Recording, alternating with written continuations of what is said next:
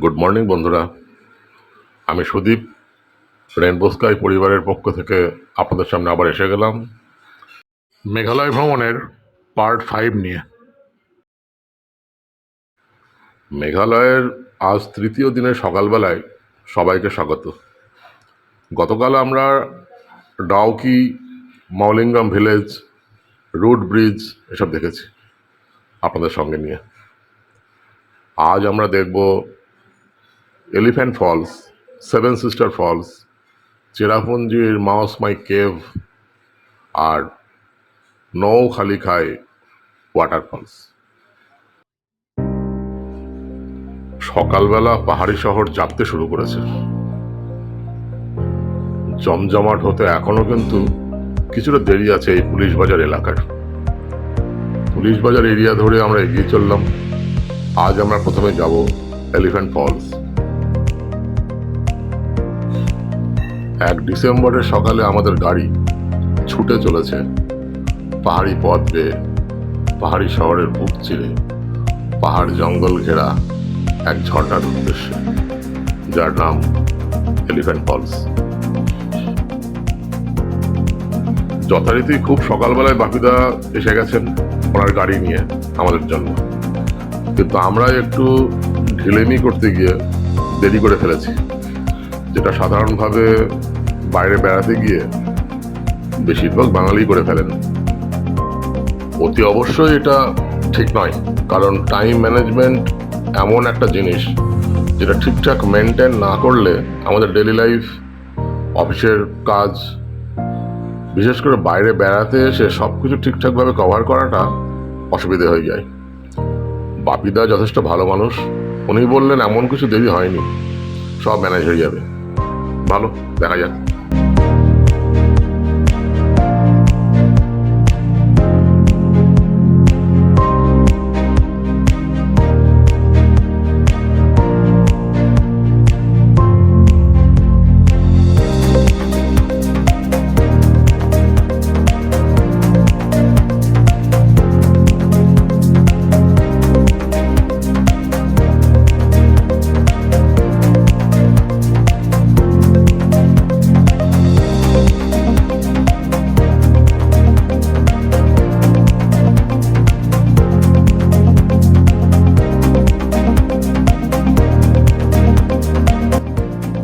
শিলং শহর থেকে 12 কিলোমিটার দূরে রয়েছে এই পাহাড় জঙ্গল ঘেরা এলিফ্যান্ট ফলস।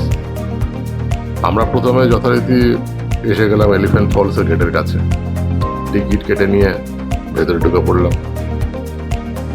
পাহাড়, উপত্যকা, স্বচ্ছ হ্রদ, নদী এসব নিয়ে সবসময়তেই মেঘালয় আমাদের কাছে সুন্দর, তবে তার মধ্যে এই এলিফ্যান্ট জলপ্রপাত একটু অন্যরকম।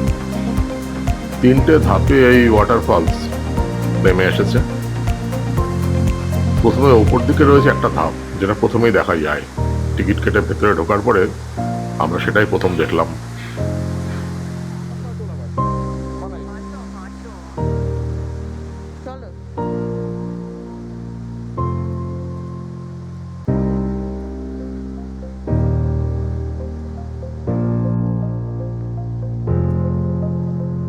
এরপর কিছুটা নেমে এসে দেখলাম দ্বিতীয় ধাপ।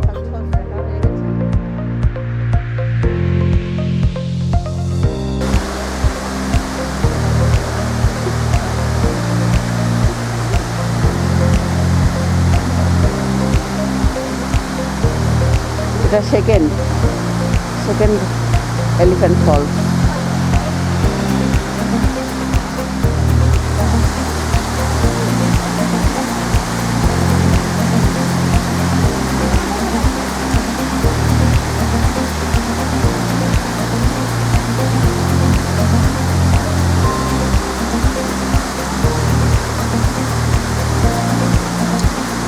এরপরে যাব সব শেষ, সব নিচে রয়েছে যে আসল এবং তৃতীয় ধাপ।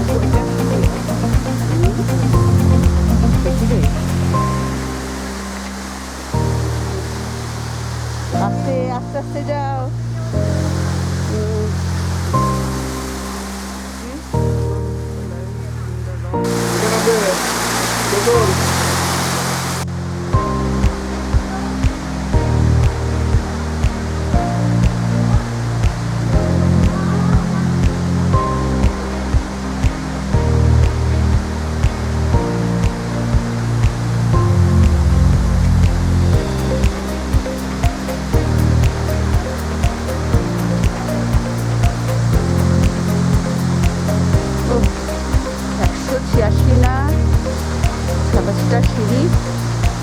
নামলাম, প্রচণ্ড ঠান্ডা, নিচে পাচ্ছি না।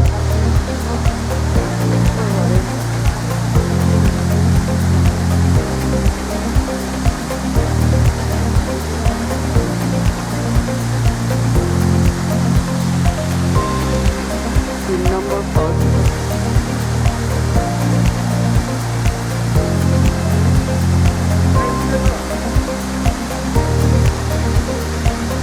এইসব নিচের দিকে একটা হাতির মাথার মতন বিশাল পাথরের টুকরো ছিল, যার জন্য ব্রিটিশরা এই জলপ্রপাতের নাম দিয়েছিল এলিফ্যান্ট ফলস। যদিও 1897 সালে এক ভূমিকম্পে এই শিলাটা ধ্বংস হয়ে যায়, এখন আর তার কোনো অস্তিত্ব নেই। এলিফ্যান্ট ফলস দেখে আমরা বাইরে বেরিয়ে এলাম। এসে দেখলাম ডাইন পেপ টুরিস্ট হাব বলে একটা জায়গা রয়েছে মেঘালয় গভর্নমেন্টের। সেখানে আমরা আজকের মতো ব্রেকফাস্টটা সেরে নিলাম।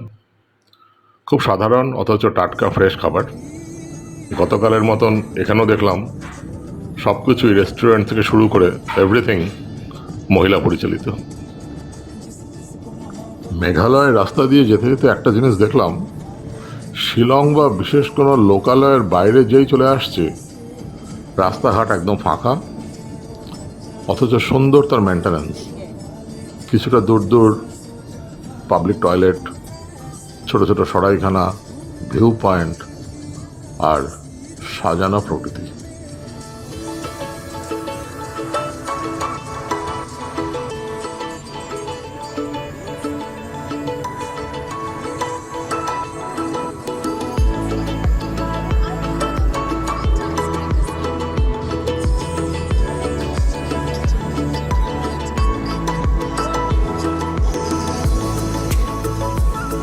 এবার আমরা এগিয়ে চললাম চেরাপুঞ্জির দিকে।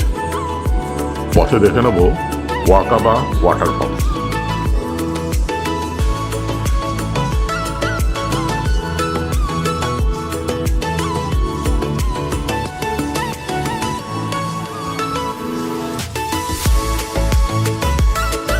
চেরাপুঞ্জির দিকে যাওয়ার পথে আধ ঘন্টা পর আমাদের রাস্তায় পড়ে গেল ওয়াকাবা ওয়াটারফলস।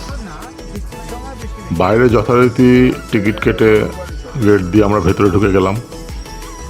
চারিদিক মোটামুটি ফাঁকা, অল্প কিছু গাড়ি আছে, কিছু টুরিস্ট ঘোরাফেরা করছেন। পাহাড়ি খাদ আর এবড়ো খেবড়ো রাস্তা আস্তে আস্তে নিচের দিকে নেমে গেছে, পাশ দিয়ে পাথরের সিঁড়ি, যা দিয়ে আমরা নামতে শুরু করলাম। শুনলাম অনেকটা নিচে গেলে নাকি এই ফলস আমরা দেখতে পাবো। দেখা যাক কতটা যেতে পারি।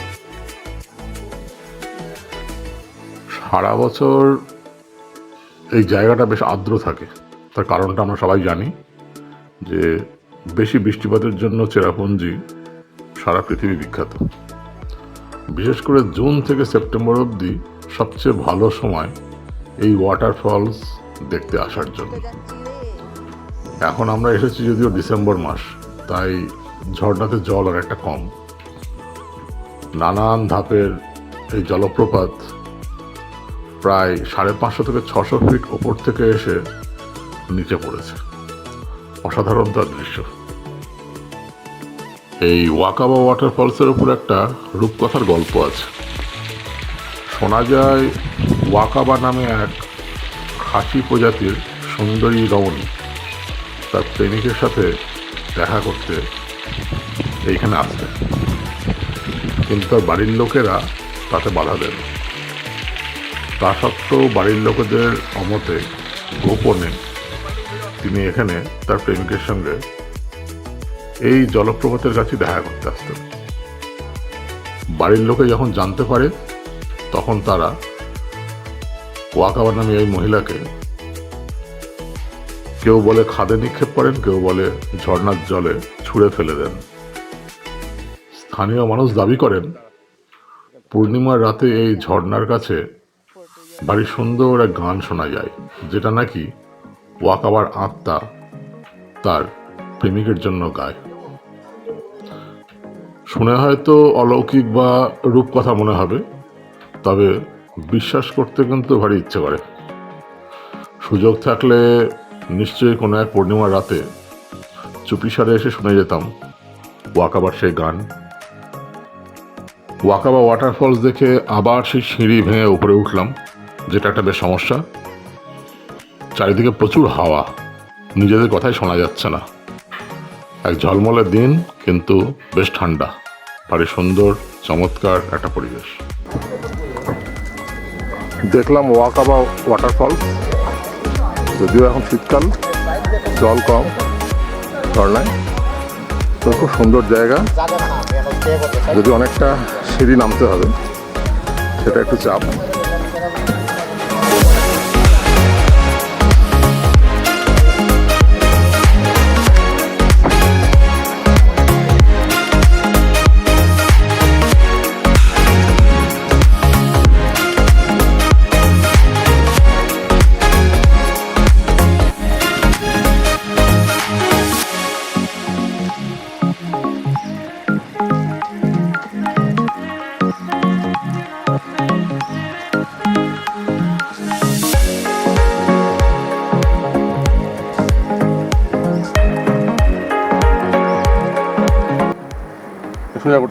আমরা সেভেন সিস্টার ফলস কাছে দাঁড়িয়ে আছি, কিন্তু কোনো জল নেই, একদম শুকিয়ে গেছে এখন জল। বর্ষাকালে আসলে ভালো দেখতে পাওয়া যায়।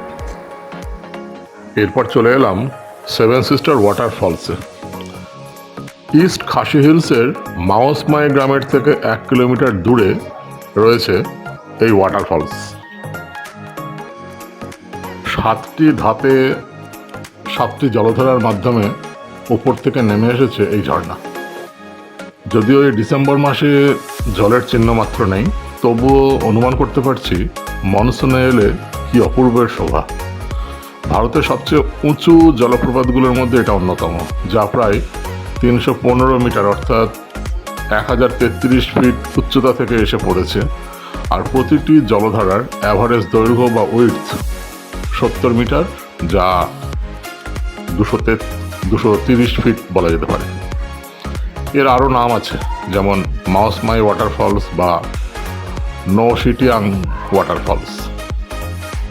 স্থানীয় লোককাহিনী অনুযায়ী 7 বোন 7টি জলধারার রূপে এই পাহাড়ের মাথায় নেচে বেড়ায়, যা উল্টো দিকে পাহাড়ের ঘাঁড়ি আগন্তুক রূপে তাকে ফ্লার্ট করে বা উপভোগ করে। 7টি জলধারাকে জড়িয়েই এর নাম সেভেন সিস্টার ওয়াটারফলস। স্থানীয় কিংবদন্তি অনুযায়ী অনেক গল্প আছে। কেউ কেউ আবার বলে যে এক প্রেমিক যুগল এই জলপ্রপাতে লাফ দিয়েছিল আর ঝর্ণায় পরিণত হয়েছিল। খাসি পুরাণ অনুযায়ী এটাও বলা হয় যে দেবতারা 7 বোনকে রক্ষা করার জন্য 7টি জলধারায় পরিণত করে। যাই হোক, গল্প লোককথা অনেক থাকে, শুনতেও ভালো লাগে। সব কিছু সত্যি মিথ্যে বিচার নাইবা করলাম। ছোটবেলা থেকে তো আমরা সবাই রূপকথা শুনে বড় হয়েছি। এই গল্পগুলো না হয় সেরকম ফেয়ারি টেল হয়ে থাক, ক্ষতি কি। পাশে মেন রোড, তার উপর রয়েছে একটা বেশ বড় প্ল্যাটফর্ম, যা সিঁড়ি দিয়ে ওপরে উঠতে হয়। আমরাও সেখানে উঠে পড়লাম। চারিদিকে অসাধারণ একটা ভিউ দেখা যায় এখানে উঠে পড়লে। ওখানে কিছুক্ষণ সময় কাটালাম, তারপর নেমে এলাম। যাই হোক, বেশ ভালো লাগলো এই সেভেন সিস্টার ওয়াটারফলস। জীবনে সুযোগ এলে একবার না হয় ভরা বর্ষায় এসে দেখে যাব এর আসল চেহারা। দুপুর হয়ে গেছে, রোদের তেজও একটু বেশি, তবে অস্বস্তিকর গরম বলে কিছু নেই। একটা chilling day with bright Sunlight. আমরা একটু পরে চলে এলাম মাওসমাই গ্রামের কাছে মাওসমাই কেভ দেখতে। না, এটা ভালো আছে, মৌসমাই কেভ, ন্যাচারাল কেভ। পুরো মেঘালয়ে মোট 150টা গুহার মধ্যে সবচেয়ে বড় আর গভীর হলো এই লাইমস্টোন কেভ বা চুনা পাথরের গুহা, যাকে মাওসমাই গুহা বলে। আমরা টিকিট কেটে নিয়েছি মাথা পিছু 20 টাকা করে, আর আমার ভিডিও ক্যামেরার জন্য নিয়েছে 50 টাকা।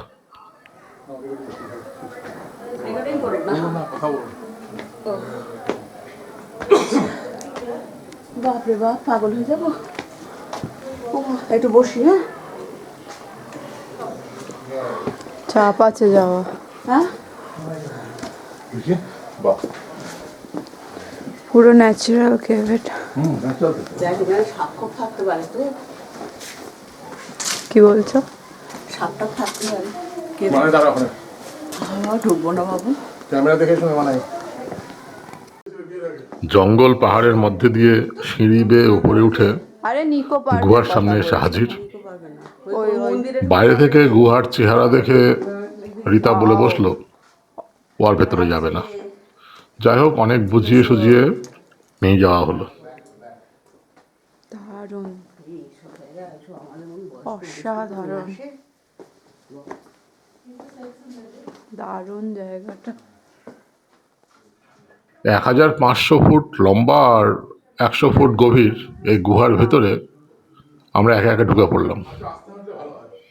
প্রধানত লাইমস্টোন আর কিছুটা স্যান্ডস্টোনের প্রাকৃতিক গুহা বলা যেতে পারে, যার বয়স লক্ষাধিক বছর।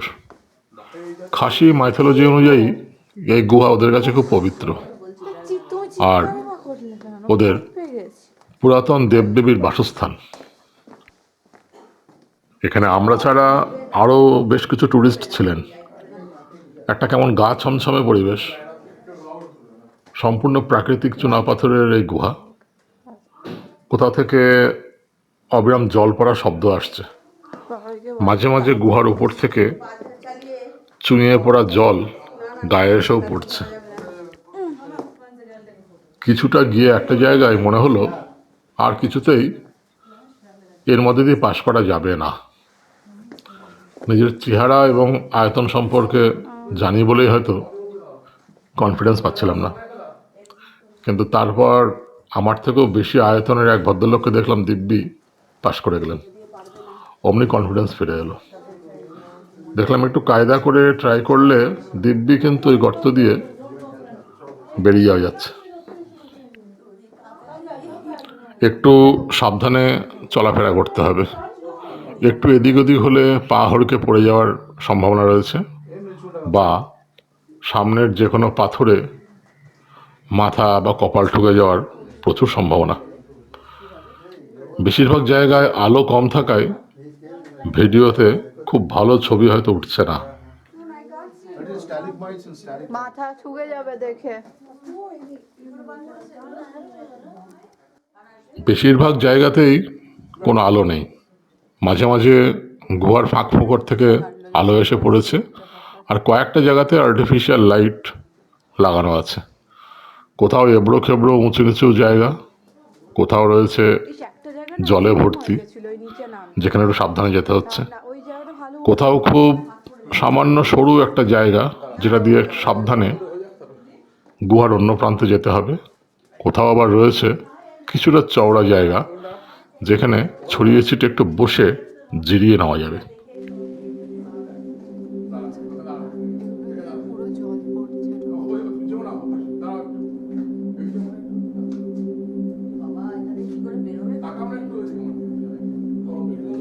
সব বেরিয়ে যাবে, দাঁড়াও তো।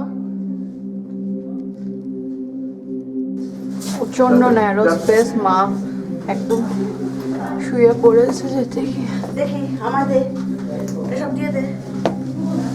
বাবারে কি সাংঘাতিক জায়গা ঢুকিয়েছিস রে। এটা ধরে নে। হ্যাঁ, আমি রেকর্ডিং হচ্ছে, তুলে নাও। এসো, খুব সাবধানে এসো। দাঁড়াও, আমি বাবার কাছ থেকে নিয়ে নে। দাঁড়াও। হ্যাঁ হ্যাঁ পারবে। ক্যামেরাটা দিয়ে বসে বসে এসো। এই আস্তে আস্তে আস্তে, খুব সাবধানে এসো। পাশ হয়ে যাও, কাট হয়ে যাও। ডেঞ্জার জায়গা বাবা, এত জায়গা ঘুরেছি।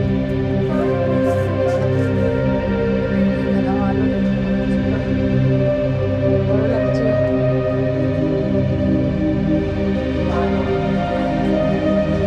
বাবা বলিস না।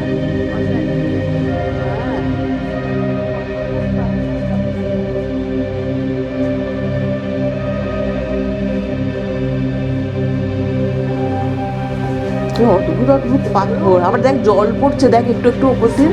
কোথা দিয়ে দেখ জল পড়ছে, কোথা দিয়ে পড়ছে বলতো? এই দেখ চল পিছিয়ে ভিজে ভিজে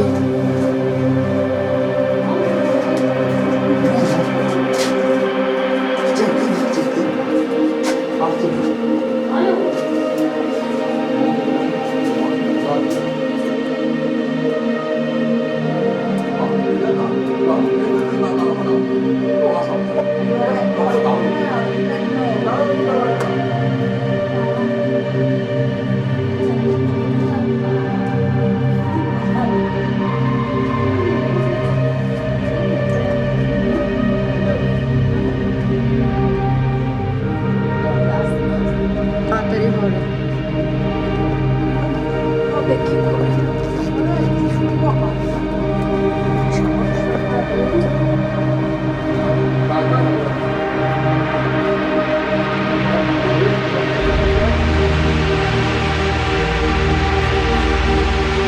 এতেই ঘেমে গেছো, তুমি তো স্বীকার করবে না তো। যতই বলো, তুমি ভেবেছিলে আমি আর বেরোতে পারবো কিনা চেহারা নিয়ে। হ্যাঁ, ফালতু কথা। তাহলে এই ঠান্ডাতে কেউ ঘামে? আস্তে আস্তে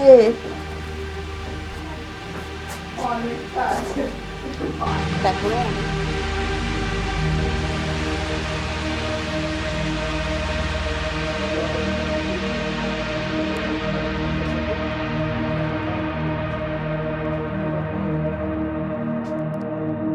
প্রায় 40 মিনিট পর গোয়া থেকে বেরোনোর পথ পাওয়া গেল। অনেকক্ষণ পর বাইরের আলো দেখতে পেলাম। একে একে সবাই বাইরে বেরিয়ে এলাম। আমি কিন্তু বলবো মেঘালয় এলে অতি অবশ্যই এই মাউসমাই কেভ দেখতে আসুন, ভালো লাগবে, এক বিরল অভিজ্ঞতা সমেত।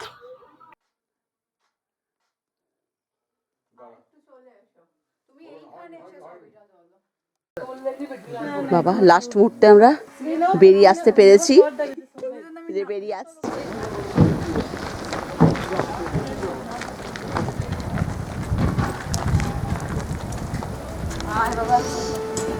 আমরা অরেঞ্জ রুটসে লাঞ্চ করতে ঢুকছি। যাই হোক, এবার আমাদের লাঞ্চ করার সময়। বাপিদার সাথে কথা বলেছিলাম যে এই মেঘালয়ে এসে ভালো কোনো ফুড চেনে আমরা একটু খাওয়া দাওয়া করব। গতকাল মৌলিংগ্রাম ভিলেজে আমরা লাঞ্চ করেছিলাম। অচেনা জায়গায় অচেনা দোকানে একটু অচেনা খাবারের স্বাদ পেতে ভালো লাগে, সেটা মিস করতে কিছুতেই চাই না। সেই মতো আমরা চলে এলাম অরেঞ্জ রুটস বলে একটা রেস্টুরেন্টে। এটা মেঘালয়ের, বিশেষ করে চেরাপুঞ্জির খুব নাম করা একটা ফুড চেইন। চেরাপুঞ্জিতে সোহরা শেলা রোডের ওপর এই সুন্দর রেস্টুরেন্ট, সম্পূর্ণ ভেজিটেরিয়ান ও মহিলা পরিচালিত। আমরা ভেতরে ঢুকে মেনু ঠিক করে অর্ডার করে দিলাম। এই অরেঞ্জ রুটস হচ্ছে চেরাপুঞ্জি হলিডে রিসোর্টের একটা উইং। খাসি মহিলারা নিজেরাই অর্ডার নিচ্ছেন, সার্ভ করছেন, বেশ হাইজেনিক এবং রুচিসম্মত। প্রসঙ্গত বলে রাখি, এখানে আসার দিন আমরা জিভা ভেজে লাঞ্চ করেছিলাম। ওটাও কিন্তু এদের মতন ভেজিটেরিয়ান আর মেনলি মহিলা পরিচালিত। আমরা 270 টাকার একটা করে থালি অর্ডার দিয়েছি। প্রথমেই গ্লাসে উষ্ণ গরম জল দেওয়া হলো, যার মধ্যে কিছুটা আয়ুর্বেদিক ফ্লেভার ছিল। সব মিলিয়ে কিছুটা ওই যেরকম কাড়া হয় সেরকম। ঠান্ডার সময় এই ঈষদুষ্ণ জলের সাথে একটা কাড়ার হালকা স্বাদ বেশ ভালো লাগলো। তারপর মেন থালি এলো, যার মধ্যে ছিল চাপাটি, ভাত, ডাল, আচার, চাটনি, সবজি, পাঁপড়, রসম ইত্যাদি। সবটাই কিন্তু মিল সিস্টেম, মানে যে কোনো আইটেম আপনি যতবার খুশি চাইতে পারেন। যদিও 270 টাকার বাইরেও আমরা এক্সট্রা অর্ডার দিয়েছিলাম দই আর হট গোলাপ জামুন। Really really nice. এর আগে আমরা জিভাতে করেছিলাম, বাট এটা আমাদের কিছুটা হলো আর একটু বেটার। প্রচুর থালি, তার সাথে সুইট ডিশটা খুব ভালো, ভীষণ ভালো কোয়ালিটির কার্ড। সব প্রত্যেকটা ফুড আর পুরো আনলিমিটেড থালি। আনলিমিটেড থালি, এবং আমরা আজকে এক্সেস খেয়েছি এক কথায়। এবং গোলাপ জামুনটা আরও ভালো, বানাই তো আবার গোলাপ জামুনটা অর্ডার দিয়ে আসবে, এবং এতে খাবার দাবার সিস্টেমটা খুব ভালো, এবং আনলিমিটেড সিস্টেম। ভালো লাগলো জায়গাটা। এবার আমরা বেরোবো এখান থেকে। Thank you. সব মিলিয়ে বেশ ভালো এবং সুন্দর অভিজ্ঞতা। ভরপেট লাঞ্চ করে বেরিয়ে এলাম আজকের পরবর্তী ও শেষ গন্তব্য নৌখালিকাই ওয়াটারফলস। একটু পরে আমরা এসে গেলাম আজকের শেষ স্পট নৌখালিকাই জলপ্রপাত, ভারতের সবচেয়ে উঁচু নিমজ্জিত জলপ্রপাত, যা 340 মিটার ওপর থেকে এসে মাটিতে পড়েছে। আচ্ছা, নোয়াখালীকাই ওয়াটারফলস। নোয়াখালিকাই ওয়াটারফলস। উফ, দারুণ। অসম্ভব রকমের সুন্দর এই জলপ্রপাত। ভাবতে পারিনি এখানে আসার আগে এত সুন্দর একটা ঝর্ণা হতে পারে। এত উঁচু থেকে জল যেভাবে মাটিতে গিয়ে পড়েছে, সত্যি বলছি চোখে না দেখলে বিশ্বাস করা যাবে না। ইস্ট খাসি হিলসের রং জাইতেরাও গ্রামের নৌখালিকাই ঝর্ণার গল্পটা কিন্তু অন্যরকম। এখানে খাসিদের মাতৃতান্ত্রিক সমাজ। বিয়ের পর ছেলেরা চলে আসেন স্ত্রীর বাড়িতে ঘর কন্যা করতে, আর মেয়েরা উপার্জনের দিকটা সামলান। লিকাই নামে এক মহিলা ছিলেন, যিনি মাত্র 19 বছর বয়সে স্বামী হারা হন, আর তারপরে একমাত্র কন্যা সন্তানকে নিয়ে তার বৈধব্য জীবন শুরু হয়। তারপর গ্রামের এক যুবক লিকাইকে বিয়ে করার অনুমতি চান। প্রথমে কিছুদিন না বললেও পরে লিকাই সেটাতে রাজি হয়ে যান। দ্বিতীয়বার লিকাইয়ের বিয়ে হয় ওই যুবকের সঙ্গে। ওই যুবক লিকাইকে বিয়ে করেন এবং প্রথমত তার বাড়িতে এসে থাকতে শুরু করেন। প্রথম দিকে সব ঠিকই ছিল, তারপর সমস্যা হলো ওই যুবকের আক্রোশ গিয়ে পড়লো আস্তে আস্তে ছোট্ট কন্যা সন্তানটার উপর। অভিযোগ একটাই, ওই কন্যা সন্তানের জন্য নাকি ওই যুবক লিকাইকে একা সেভাবে পান না। একদিন লিকাই কাজ থেকে বাড়ি ফিরে খাবার খেতে লাগলেন, মাংস ভাত। তারপর পান সাজতে গিয়ে দেখলেন একটা কাটা আঙুল পড়ে আছে, যা দেখে লিকাই বুঝতে পেরে গেলেন এটা তার কন্যার আঙুল। লিকাইয়ের স্বামী বাড়ি থেকে ততক্ষণে পালিয়ে গেছেন। তবে গ্রামের মানুষ সেই যুবককে ধরে বেঁধে নিয়ে এলো এবং সে স্বীকার করলো যে সে আক্রোশের বশে ওই কন্যা সন্তানকে খুন করেছে এবং তার মাংসই রান্না করেছে আজকে। শুধু আঙুলটা ভুল করে রেখে দিয়েছিল, তাই ধরা পড়ে গেছে। শোকে পাথর হয়ে গেলেন লিকাই, আর এই ঝর্ণার কাছে এসে ঝাঁপ দিয়ে আত্মহত্যা করলেন। তারপর থেকে লিকাইয়ের নাম অনুসারে এই ঝর্ণার নাম হয়ে গেল নৌখালিকাই। মানুষের বিশ্বাস এই ঝর্ণার জলেই লিকাই পরমার্থ লাভ করেছেন। গল্পটা মোটেও আনন্দের নয়, যথেষ্ট দুঃখের। পড়ন্ত বিকেলের আলোয় এই অতি সুন্দর নৌখালিকাই ঝর্ণা দেখার পর আর তার করুণ ইতিহাস শোনার পর কিছুটা ভারাক্রান্ত মনে ফিরে চললাম শিলংয়ের পথে। বিকেল হচ্ছে, দূরে পাহাড়ে অন্ধকার নামছে, আর তার জন্য আকাশে নানান রঙের খেলা। আর পেছনে পড়ে থাকলো এক অজানা গ্রামের এক ঝর্ণার জলে ভেসে যাওয়া মায়ের কান্না ভেজা ইতিহাস। আমাদের মেঘালয় ভ্রমণ মোটামুটি শেষের দিকে। আগামীকাল আমরা শিলংয়ের আশেপাশে লোকাল সাইট সিন দেখব। বিকেলে একটু কেনাকাটা আছে। পরশু আমরা এখান থেকে চলে যাব গুয়াহাটি।